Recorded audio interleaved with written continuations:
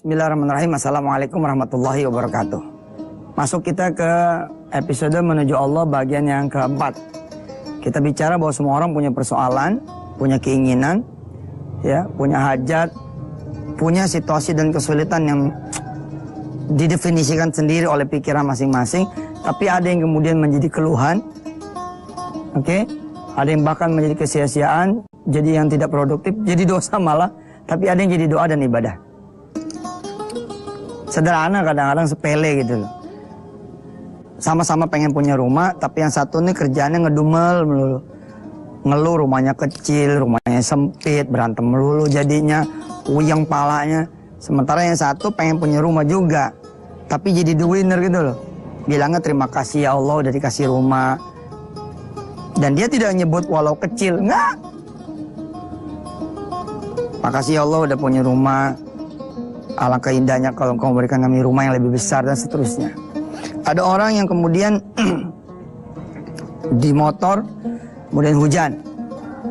Hujan, dia parkir, dia berhenti menepi di bawah jembatan. Harusnya titik nol itu menjadi doa, menjadi sesuatu yang tidak sia-sia, tapi jadi sia-sia. Dia nyender aja gitu kan, di kolong jembatan itu. Sementara yang lain malah berdoa gitu. Ya Allah, enak banget kalau saya punya mobil. Segitu aja tuh jadi berbeda gitu. Nah, kita belajar di episode keempat ini masih meneruskan bagaimana kemudian Nabi Allah Ibrahim untuk menjawab persoalannya, untuk mencapai dia punya hajat, bagaimana cara dan sikap beliau, solusinya bagaimana, hasilnya seperti apa, lalu kemudian pasca hasilnya bagaimana. Kita mengenal Nabi Allah Ibrahim tidak punya anak, oke, so he start from zero. Beliau mulai dari nol. And then inilah yang dia tempuh jalannya, yakni menuju Allah. Jadi segala cara kita bungkus, kita sebut dalam satu kalimat sederhana, menuju Allah. Ini it's all about way. Ini tentang cara supaya tidak nol gitu kan. 1, 2 dan seterusnya. Lalu kemudian kita mengenal dari sejarah, akhirnya Nabi Ibrahim punya Ismail. Nah, kemudian Allah membuat zero lagi. Nabi Ismail dizeroin lagi, diambil kembali Nabi Ismail. Lalu Nabi Allah Ibrahim setuju, Ismail setuju, Siti Hajar setuju. Bukannya minus, bukannya zero, tapi malah bertambah menjadi Ishak. Ini menarik. Saudara nggak punya kerjaan jadi punya kerjaan. Giliran punya kerjaan, berkembang, growth. Allah minta nggak mau. Kalau datang selalu ditolak. Kan kadang-kadang kalau datang tuh saudara nggak tahu, nggak ngerti caranya bagaimana kan. Ada seorang pengusaha datang, lalu dia bilang saya bangun perumahan 4 kapling, 4 kapling, 4 kapling. Lalu kemudian dia bilang saya sudah sedekah 2 kapling. Kemudian keluar misalkan dari kalimat saya, bagaimana kalau 3 kapling, jangan 4 kapling. Nah, kalau orang yang jeli menangkap bahwa tidak ada yang berbicara kecuali Allah, maka dia harus melihat bahwa oh jangan-jangan ini Allah menghendaki 3 kapling, bukan 2 kapling. Harusnya dia getting better. Selalu di future time, dia selalu getting better, tapi dia stuck. Banyak orang kemudian demennya di zero tadi aja, nol ya. Orang-orang yang sebelum kerja dia duha, sebelum kerja dia sholat malam, sebelum dapat kerjaan dia sholat berjamaah dan doa. Tiba-tiba setelah punya kerjaan, bukan menuju Allah, tapi dia balik kanan, mundur. Dia tinggalin semuanya. Maka Allah nggak pakai nanya lagi, langsung made it zero. Allah bikin nol aja. Nah, sementara di sisi lain ada banyak orang yang dengan sadar dia menzerokan gitu. Dia susah payah kredit mobil 3 tahun, kemudian dia bilang, ya Rob, saya cukuplah 3 tahun aja, tahun keempat milikmu. Nah, nggak perlu Allah datang, dia datang duluan. Paling hebat ini, paling top. Nabi Ibrahim ini didatengin. Jadi Allah datang kan lewat mimpinya toh. Lalu kemudian Nabi Ibrahim berkata kepada Ismail yang diabadikan di dalam surah As-Saffat ayat 102, falamma balagha ma'ahu sa'ya qala ya bunayya inni ara fil manami anni azbahuka fanzur ma tara. Aku melihat di dalam mimpi aku menyembelihmu, diperintahkan oleh Allah, aku disuruh menyembelihmu, bagaimana pendapatmu? Fanzur ma tara. Dijawab oleh Ismail, oleh ya abati if'al ma tu'mar, laksanakan apa yang diperintahkan kepada engkau wahai ayahku dari Allah Subhanahu wa taala. Mirip kejadiannya seperti seorang istri misalkan bilang kepada suaminya, "Pak, kita udah nikah 10 tahun. Besok ini tahun yang ke-11. Di ulang tahun pernikahan kita yang ke-11, gimana kalau kita sedekah cincin kawin kita?" Mirip toh? Seperti Nabi Allah Ibrahim bilang kepada Ismail. Yang jadi Ibrahim kira-kira istrinya. Yang jadi Ismail kira-kira suaminya. Lalu kata suaminya gini, "Usah. Itu kan sejarah kita." Ya, kalau dia kemudian tidak jadi menyedekahkan itu, maka sejarah tidak akan bertambah baik. Ya begitu aja udah. Kenapa teman-teman pada pakai mobil lama? Ya karena nggak pernah diperbaharui. Oke, kita akan lihat di episode ini bahwa langkah saudara menyedekahkan atau memberikan kepada Allah lebih cepat langkah Allah mengganti saudara. Nanti kita akan lihat cerminannya dari surah yang sama As-Saffat, surah yang kita pelajari ayat 103 sampai 107 setelah yang berikut ini. Baik, langsung kita lihat ayat 103. Falamma aslama wa tallahu lil jabin. Maka ketika keduanya telah berserah diri, agree, semua, all family, setuju. Nabi Ibrahim, Nabi Ismail, Siti Hajar, semuanya setuju akan mengorbankan Ismail. Apa yang terjadi? Dan dia, Ibrahim, memberikan anaknya atas pelipisnya untuk melaksanakan perintah Allah. Kira-kira tinggal dipotong doang begitu. Ada panggilan buat Nabi Ibrahim. Wa nadainahu ayya Ibrahim, qad saddaqta ruya, inna kadzalika najzil muhsinin. Ayat 105, perhatikan. Sungguh engkau telah membenarkan mimpimu, demikianlah kami membalas orang-orang yang berbuat kebajikan. Inna hadza lahuwal bala'ul mubin. 106-nya lihat. Inna hadza lahuwal bala'ul mubin. Inna hadza lahuwal bala'ul mubin. Perhatikan saudara.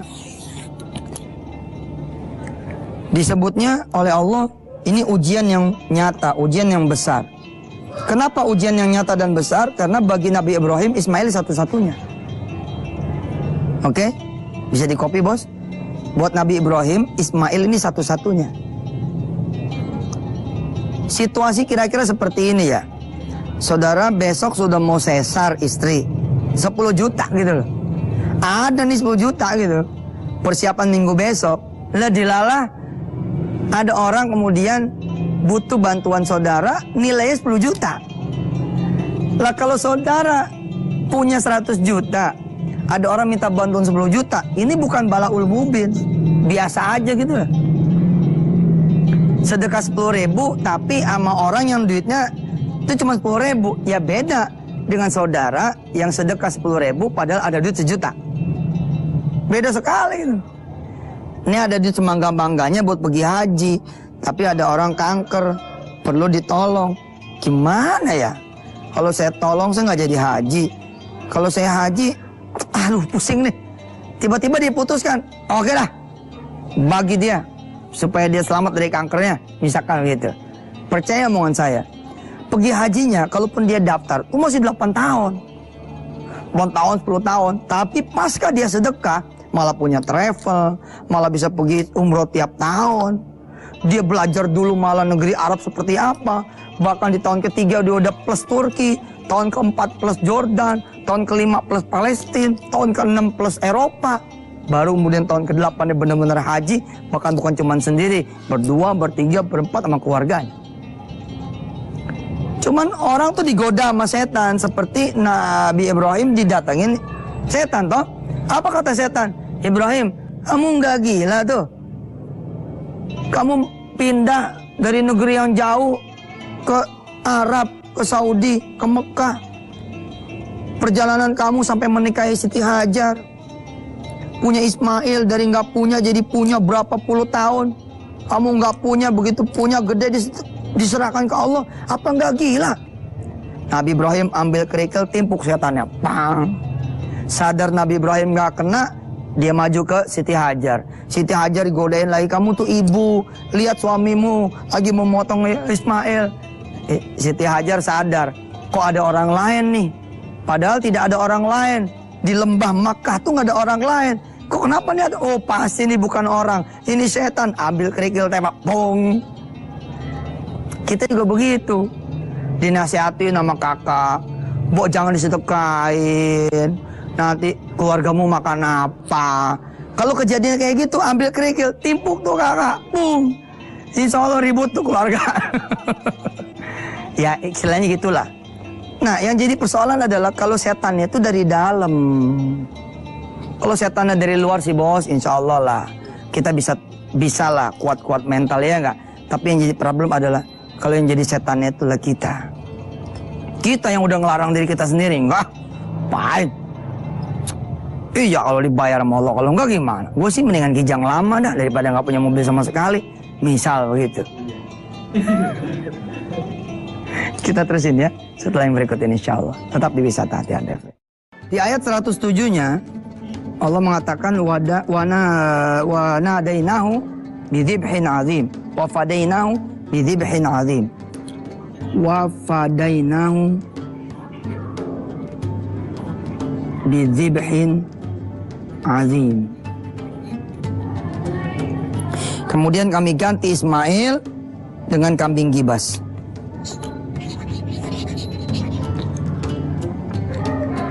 Lewat ayat 107 ini saya mengetahui bahwa sesungguhnya Ismail itu tidak pernah diambil oleh Allah Subhanahu wa taala. Tetap punya dia gitu. Bahkan dia punya yang lebih besar. Selain gibas ada Ishak. Suatu saat seorang kawan begitu bangun nih kontrakan. Begitu bangun kontrakan kira-kira 6 pintu gitu, dia punya pikiran. Kata si Ustadz, kalau saya sedekahin 5 pintu, nanti saya bisa dapat 50 pintu. Ya deh, bismillahirrahmanirrahim dah. 5 pintu diakad kepada Allah Subhanahu wa taala, akan sedekah tuh semuanya. Kontrakan kan jalan nih pembangunannya. Dia sadar-sadar ternyata benar terjadi. Begitu dia sadar, benar terjadi gitu loh. Ketika ini kontrakannya jadi dan kontrakan itu disedekahkan kepada Allah Subhanahu wa taala, yang terjadi apa? Dia sudah punya perumahan, dia sudah punya properti. Nah, jangan berhenti. Habis itu perumahannya potong lagi gitu loh. Dapat yang lebih gede. Nanti begitu apa lagi? Potong lagi. Jalan terus bos.